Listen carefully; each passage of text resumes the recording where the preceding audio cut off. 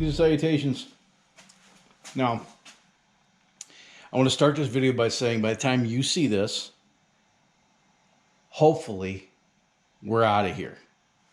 And I don't know if I've let you know this yet or not, but if I haven't, let me just tell you that it's with a heavy heart that I must say that we have to leave Nevada. There's an opportunity for my autistic son, so we're heading to Texas where there's a brighter future for him. So at the time of this recording, 1st of May, we have sold the house. We're going through the processes right now. We have a house that we've purchased in Texas, in San Antonio, and we are closing here in roughly 3 weeks. And they've done their inspection, and I've got the repair report and things I need to address so they can make them happy, and that's what I'm working on today. So it was, all these repairs are based on recommendations from the home inspector. Now, I've spent most of my adult life in the construction trade, and I know a thing or two about construction in general, and home construction in particular. And I had some concerns about some things that I know about here. Some, known issues like cracks in the drywall, and every time there's an earthquake, because we do live in earthquake country, every time there's an earthquake, another crack shows up. These cracks have been here since we moved here. And there's cracks in the floor. There's a crack right there. And there's cracks in the driveway. And my neighbor's house, who's also my realtor, my neighbor's house is 3 years old, and it's got cracks in the concrete too. So those all showed up as recommended repairs. I'm not ripping up the driveway to repair a crack that's been here since we moved here. Now, granted, the driveway's 22 years old. I wouldn't kill to put it in a driveway, especially since the builders that built this house were shitty builders. Things like this. The trim around the door. It's a little bit weathered. But if I close the door, this weather stripping doesn't do anything at all. And this one, especially this, you could stick your whole finger, up to your palm through the gap that's here. So I suppose I will just go get some. I think I got some Kills right over there. I'll paint that with some Kills primer, slap a little bit of paint on it, and make them happy. That ain't no big thing but a chicken wing, and I got some trim around the back where they're complaining. Things like, the stucco starting to peel away.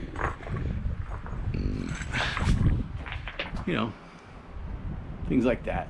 It's just, it needs paint.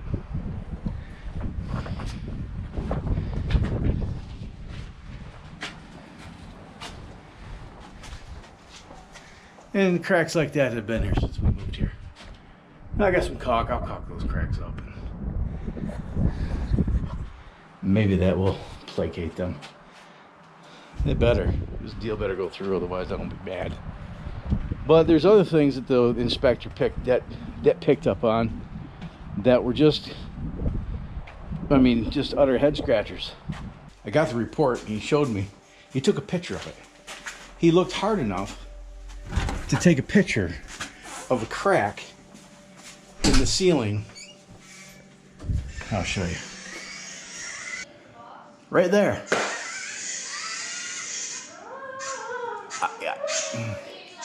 Well, I got the ladder, I put it up there. It's not really a crack. It's more of the crappy drywall work that the original builder did. They didn't really spend a whole lot of time. I can give you an example right here. Can you see the tape? And the tape joint? It's like that all over this house. Like right up there. Yeah, the drywall work here is hideous. And that's one of the reasons why I think This knockdown finish is so popular out here isn't because it looks cool. It doesn't really look cool. It collects a lot of dust, but it also hides a lot of sin. And you don't have to do a whole lot of sanding if you do a knockdown finish if you put it on thick enough. And that's what happened here at this house. But anyway, I went up there and looked, and sure enough, there was a little tiny hairline crack. I just put some caulk in it. But the thing is that I don't know if you can see it, but right about there, about 2 inches off the center, there was a hole where for a few years I had an eye hook screwed into the ridge beam or into the truss, so that my autistic son had a sensory swing that hung there from the peak of the roof. And when he finally wore that thing out, I went up and took the eye hook out. There's a 3/8 inch hole right now. Missed that. Didn't talk about that at all. These are the doors to my daughter's closet. The sliding doors. Yeah. Hunter smashed them. And they've been sitting out here. Yeah, so they're all mirrors, they're all broke. I hope that's not foreshadowing. But I got broken closet doors. No mention of that. This hose bib out here, it dripped. Yeah. If you notice the calcium deposit down there and the calcification here, this really should be replaced because you can't screw a friggin' hose to it. The threads are all boogered. You didn't say anything about that. This porch is kind of an afterthought, I think.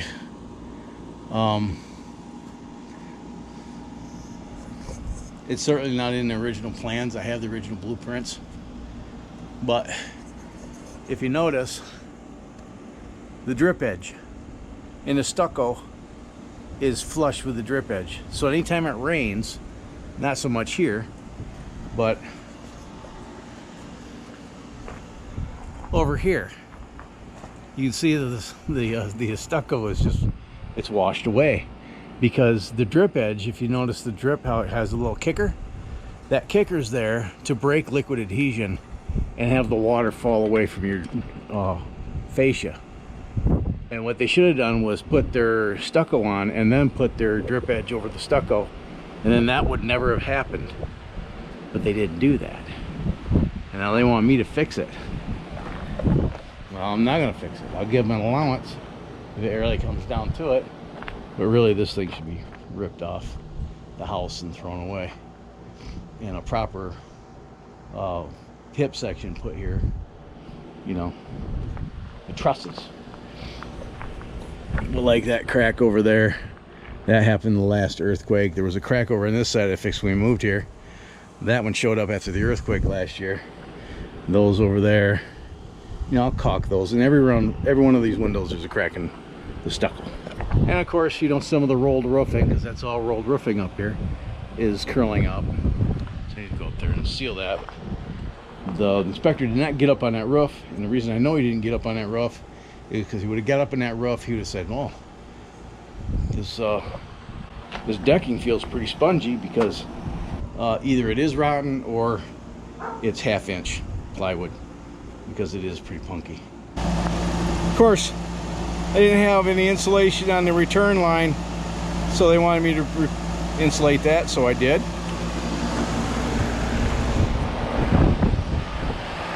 It's to be expected. It just makes it more efficient, right? He asked about this, because he really wasn't sure what that was. So I told him it was an evaporative cooler. Coincidentally, worst investment ever. Of course, you can see when I had this thing up against the wall, it you know, it would leak. So I put little standoffs out here to keep it off the wall, but it just took the freaking look, and it leaked right in. Optimum. Anyway, this thing doesn't even work anymore, and I told them that it didn't work. Let me turn here too. Nothing.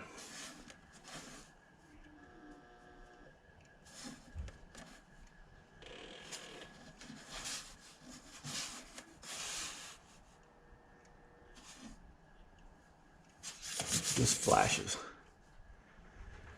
So I looked it up on the internet, and it's a known issue. It needs a new control board. The thing cost me $500. I used it for 2 seasons. At the beginning of the second season, I replaced the pads.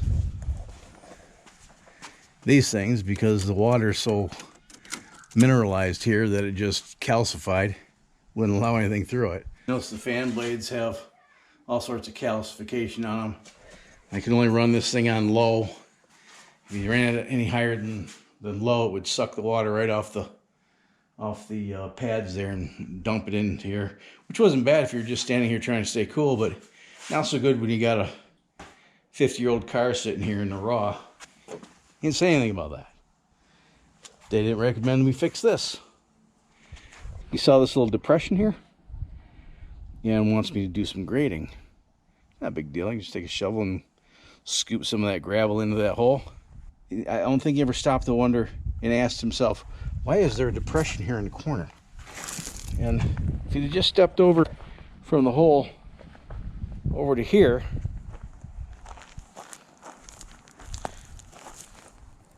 he would have seen the chunk of concrete that used to be there that held the chain link fence that used to run through here. But the thing that really cost this guy any kind of credibility with me is what I'm going to show you next. Here's my well house.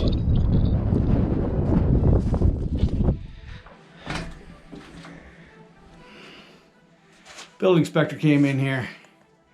He looked up there and he said, oh, exposed wires, we can't have that because, you know, they run down to here and then they come through here.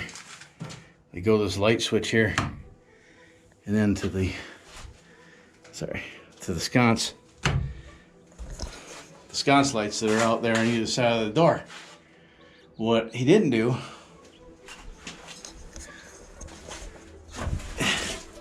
is look to see where the wire is coming from.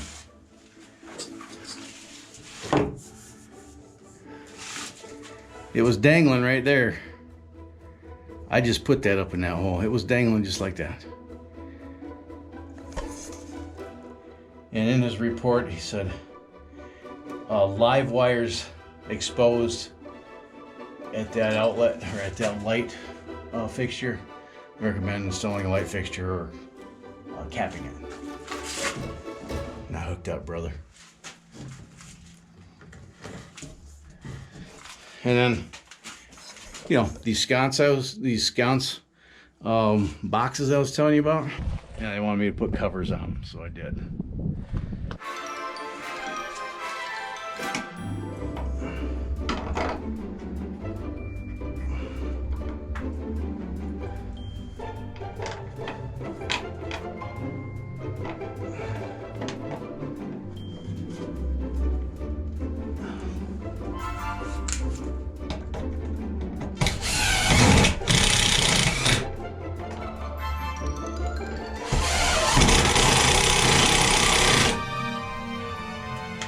Done.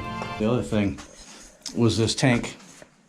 You see the wet spot on the floor, and you notice the calcification around this check valve right here. Let me tell you a little bit about this tank if you don't know. This is a galvanized tank. This isn't a bladder. There's no bladder inside. It's just water. It's just a water tank.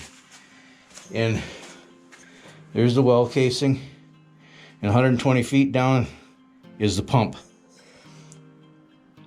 The first section of pipe that's attached to this is a piece of galvanized pipe. At the bottom of that galvanized pipe is another check valve with something like this in it. They call that a bubbler. So the difference between this and a regular, what you see mostly now is a bladder tank, is that there's a rubber bladder that's pressurized, and that keeps a barrier between the water and the pressurized air. With a tank like this, you don't have any barrier between the water and the pressurized air. The air pressure is what makes your whole system work. So it can happen if you don't introduce air into the system, the water eventually will absorb the air, and this will just fill up with water, and then your pump runs continuously. So they put a check valve here to keep the water in the tank, and another check valve 20 feet down that closes when there's water flowing up from the well. And as water comes up, if you think about the pump's way down there 120 feet, and it's pumping it through a 2-inch PVC pipe. And that's got to go up 100 feet, and that's a lot of head pressure. So rather than letting the water drain all the way back down to the bottom and then having to work to pump that much harder to pump that water up that column, there's a bleed off at 20 feet. And that water that's in this, from here, from this check valve down to the check valve at 20 feet, that water falls back down into the well. And this bubbler introduces air into that pipe. So the next time the pump kicks on, it pushes that column of air into the tank, keeping an adequate head of air inside this tank. Right now, the water's at about this level. The rest of that's air. And nobody's using any water right now. It's at 60 pounds. So anyway, I put a cap on that, and then to keep the water off the floor, and then the tank saturated, and it had no air, it was like all the way up to here. And when our well quit working 3 years ago, he came out and serviced it, and he told me that needs to be open. He goes, if you're concerned about water on the floor, just put a piece of rubber hose between here and dump it back into the well. I thought it's a great idea, and I just did it. So he was concerned that it was leaking, and let me show you one more thing that boy howdy completely missed in his inspection, and never took a picture. It wasn't addressed at all. This sticks out like a dick in a Disney movie. And coincidentally, it showed up on my report when we bought this house, because I built my well house. I use architectural shingles, and those seem to have enough mass where they don't lift. They seal down really good. These are the cheapest shingles that money can buy at the Home Depot. And I repaired this, but I didn't shingle this. And you can see whoever did shingle, I didn't know what the hell they were doing, because these are not supposed to be that close. This is supposed to line up somewhere in the middle. But you see what happens whenever it gets windy out here, you end up losing shingles. And I've replaced a lot of these once already. Oh look, there's a piece right there. Between this side and the other side during my tenure here, I think I put 2 bundles of shingles on that. And I don't think it would take any more than 5 bundles of shingles to reshingle the whole thing. That didn't even appear on Dick Tracy's radar, so I'm not going to fix it. I have a couple of things to do yet, but I think I'm going to wait to do. I don't know if you can see it here. I can see it from where I'm sitting. The corner of that rolled roofing is rolled up. I got some roofing cement. I'll do my best to try to glue that down. I might have to. Well, I got shingle nails in the well house. So if I have to, I'll nail this stuff down. Now do that, and a little bit of caulking on the cracks, and then I'm done. So if you're in the market for buying, let me just say this: it's a great time to be a seller, not so much to be a buyer. I feel kind of bad for these people that bought this house because they're paying way too much for it, but it's what the market is bearing right now. And I want to say it. I'm not going to tell you how much we sold this house for. Well, let's just say that we doubled our money on this house. We more than doubled our money on this house. We did really good. We bought it at the right time, and we sold it at the right time, and we're buying a house that's just a couple hundred square feet smaller than this, and about a third as much land. So I'm not happy about that, but it does have grass, and it's a 6-year-old house. This poor house has been neglected, not so much by us. One of our neighbors was here when this house was built, and this house was built in 1999 by a retired couple that moved out here from California. And they lived here for a few years. And in 1999, none of the roads, none of the secondary roads, the main roads were paved. But like the road that's out here, the road that we live on, all the roads out there were all dirt. And even with paved roads, it's hella dusty out here. So the wife of this couple couldn't handle the dust, and they sold the house, and it changed hands probably half a dozen times from 2003 to 2013 when we bought it. And the person that we bought it from, I think, was a meth addict. First thing I did was clear this land. It was all overgrown and a bunch of dead trees. I counted 75 holes where there were trees. Bunch of irrigation pipe that was half pulled up. It was a mess. All I can say is if you're buying a house, hopefully you have somebody within your circle of influence, friends or family that are in construction. Talk to them, show them the report, and don't rely on everything that these Hunyunks got to say, because let me tell you, they're inspectors for a reason. Those who can do and those who can't become inspectors. Hope you found this video entertaining and informative. Thank you so much for taking the time to watch these videos. It means a lot to me.